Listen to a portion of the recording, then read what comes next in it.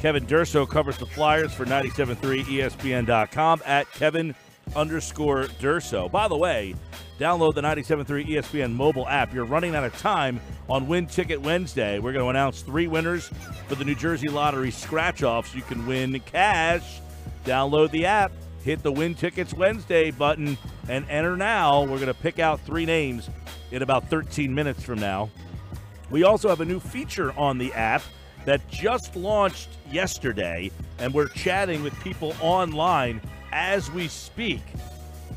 You can get the app, and right on the app, there is a chat feature that you just hit message us, and you can send a message right to our chat board through the app as people are chatting with us live now through the 97.3 ESPN mobile app. Let's bring Kevin Durso in and get his take on this Flyers-Capitals game tomorrow night.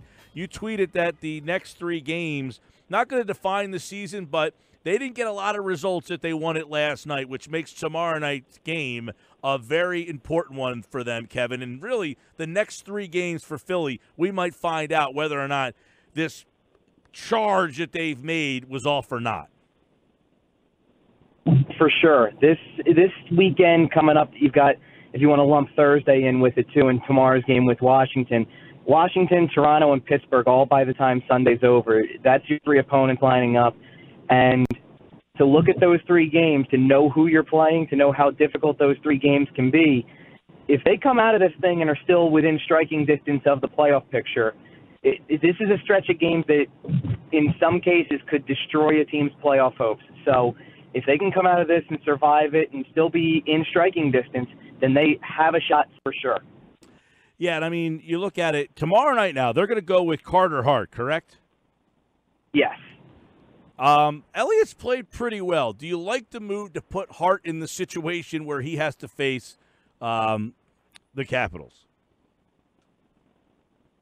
Well, we knew he was going to be coming back at some point in time pretty soon. I agree with what Scott Gordon did with this back-to-back situation where you don't force Carter Hart to go travel on the road. They don't have a morning skate on Friday, so it's going to throw him into kind of an awkward situation for his return. So I do agree with the decision to play him in the front end of the home game. I had also thought that Monday was a prime chance for him to return just to get his feet wet, play a team in Ottawa that doesn't have a lot of things going for it right now, quite frankly, and it was a way to possibly shake off some of the rust. Now you're going to kind of throw him in against the Metro leaders.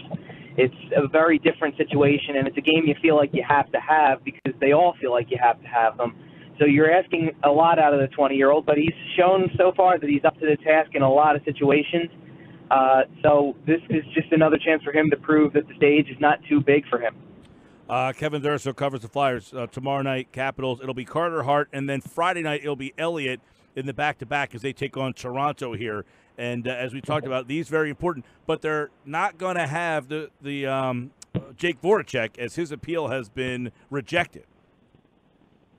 Yeah, they don't have Voracek tomorrow, and quite frankly, in my opinion, it's kind of ridiculous that they don't, just because the precedent is really wasn't set very well for what Voracek should have received, if anything, in terms of a suspension, as compared to some of the other incidents that we've seen. I can easily reference 3 within the last month just involving the Flyers alone that have players that have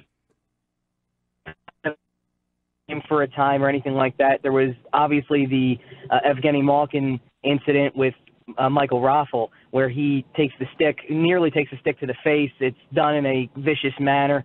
Malkin only gets 1 game for that. There was a game in Philly against Detroit as part of a weekend home and home where Claude Giroux is just trying to battle for the puck along the boards, and Anthony Mantha just gives him a cross-check to the back of the head as he's down along the boards. That didn't even receive a penalty in-game. Mantha actually ended up scoring the game-tying goal that forced overtime. The Flyers did win that game, but Mantha had got nothing for it, didn't get any supplemental discipline for it. And then just a few weeks ago, Nolan Patrick is doing the same thing, working along the boards, and he takes a cross-check from behind from Curtis Gabriel. That did get a major penalty and a 1-game suspension. But again, there's all situations where major penalty, 1-game suspension. So why Voracek got 2? It's really confusing when you look at the consistency. And it's an argument that kind of persists like goalie interference. We don't really know what is to come from the Department of Player Safety.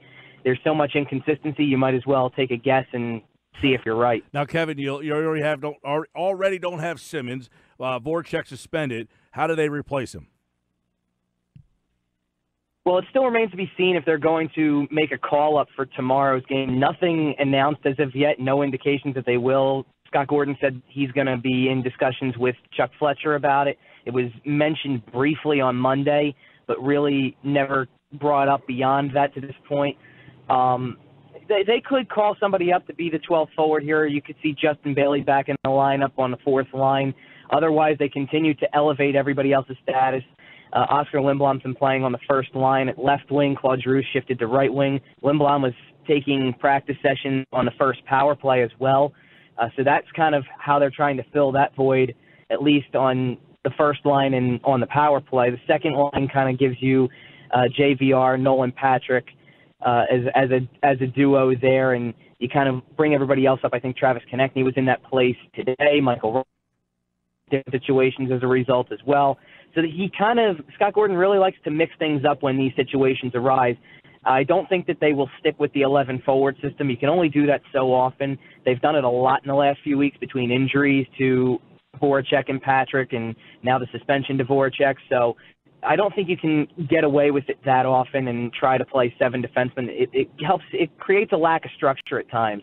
It sometimes helps play more motivated in limited playing time or in more playing time if you're a forward, but it also creates a little bit more confusion, a little bit more of a lack of structure. So to get something in, you're looking to eat up maybe 6 or 7 minutes of ice time and let these top 3 lines really go to work and play with each other consistently. That's probably the way they'll approach this. Yeah, and this team, I think, 18-4-2 in the last 20-some games here. It's just been unbelievable how well they've played, and it might not still be enough here. But you wrote about this about a week ago, that regardless of what happens, it's been a wild run. What have we learned really since Scott Gordon has taken over? Is this Scott Gordon's that much better of a coach than Hackstall was? I mean, what's the main ingredient here for all this success? It's kind of a full recipe of ingredients that goes into where this has come from lately. I mean, Carter Hart's a big part of it, having a goalie who can steal you a few wins. And I think Carter Hart's presence has kind of rubbed off on some of the veterans, too, because Brian Elliott has played well since returning from injury. And I don't think that that's a coincidence. I think that everybody's a little bit more motivated to be making those big saves when they're playing in net now. Defensively, I think Travis Sanheim's really stepped up, and that goes back slightly before Dave Haxtell's firing when Rick Wilson was brought in. He's been so good with these defensemen in just terms of getting them to play their game and bringing out the best in them, and Sanheim's the best example of it, how well he's played over this stretch of time.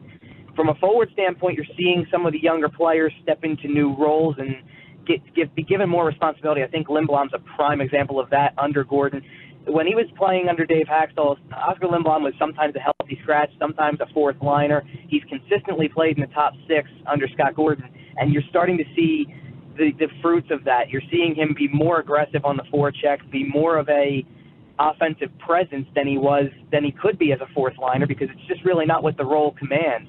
So you're seeing him played in a better role. I think one thing that Scott Gordon does incredibly well that Dave Haxtell never really quite put together is making in-game adjustments. When this team has been down in situations, when they've been locked into close games late and maybe need a goal to tie it up or a goal to put it away, you see Scott Gordon change the lines up a little bit, and it's that little edge there where Jake Voracek's not always playing on that first line with Claude Giroux and Sean Couturier, but in the third period, Voracek gets elevated up to that top line and starts playing more minutes and gets into those situations where he can be a presence. And you start to create opportunities that way, and Scott Gordon's done a really good job of finding a way to shorten the bench when he's had to utilize other players in specific roles when he's had to as well.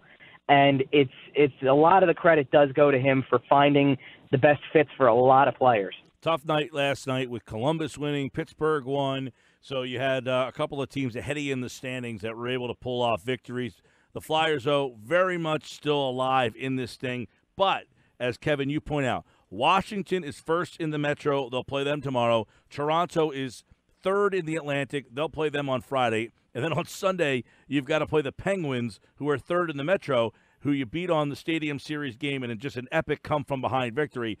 If they get there, they're going to earn their way over these next 3.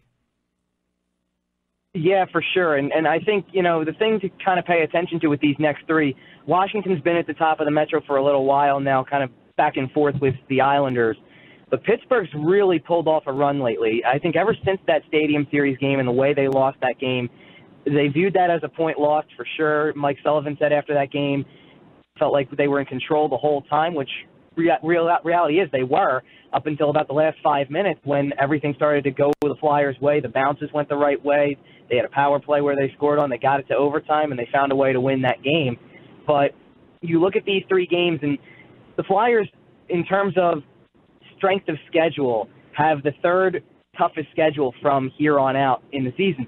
But two of the teams they're chasing in the standings, Montreal and Carolina, are right up there. Montreal's got the second toughest. Carolina's got the fourth toughest.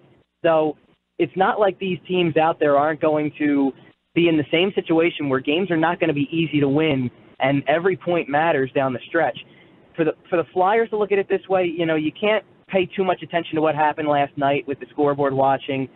It's unfortunate that Columbus wasn't able, that Boston wasn't able to come out and beat Columbus in a game that you probably would look at on paper and think Boston had the edge, especially with the way they've been playing recently. But Columbus made so many improvements at the trade deadline that it would be kind of shocking for them to not make the playoffs. Montreal and Carolina, though, really remain status quo, both teams. And that makes a difference when you have a tough schedule. The Flyers have head-to-heads against both. They play Carolina twice. They play Montreal once.